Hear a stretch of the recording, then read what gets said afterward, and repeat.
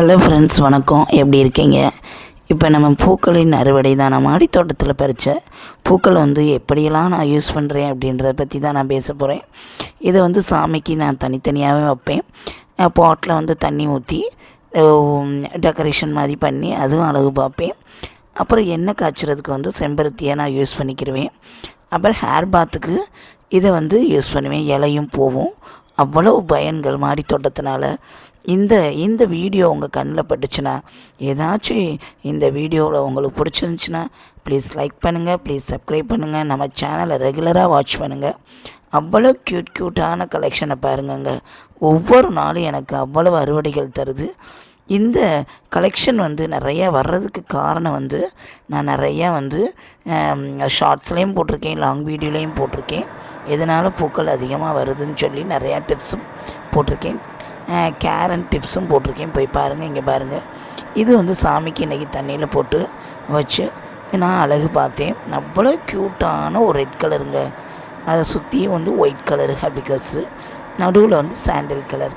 இதெல்லாம் எவ்வளோ மனசுக்கு அழகுங்க. இது ஒரு சின்ன கிளாஸில் ஒரு 6 பூ வச்சு இதையும் நான் சாமிக்கு வச்சு அழகு பார்த்தேன். அவ்வளோ க்யூட்டான லைட் பிங்க் ஹபிகஸ்ஸு, சூப்பரான ஒரு டெக்கரேஷன் பாருங்கள். அதுக்கடுத்து இது இதுவும் செம்பருத்தியும், இது ஒரு பூ தாங்க. இதையும் நான் சாமிக்கு தண்ணியில் போட்டு இது 2 நாள்னாலும் இந்த பூ இதாகாதுங்க, வாடாதுங்க. அதுக்கடுத்து ப்ளூமேரியா அவ்வளோ கலெக்ஷன் எனக்கு தருதுங்க.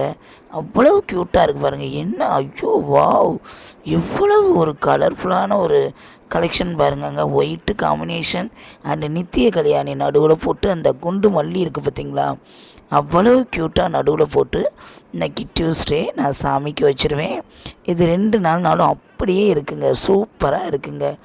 இந்த பதிவை பார்த்தவங்க உங்களுக்கு லைக் பண்ணிங்கன்னா ப்ளீஸ் மறுபடியும் சொல்கிறேன், சப்ஸ்கிரைப் பண்ணுங்கள். இந்த கலரில் மயங்கினவங்க யாருமே இல்லைதுங்க.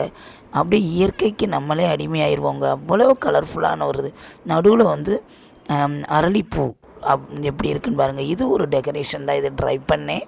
பாட்டில் தண்ணி ஊற்றி அந்த நித்திய கல்யாணி கலர்ஃபுல்லாக இருக்கிறத சுற்றி போட்டுட்டு இதையும் ரசிச்சிங்க.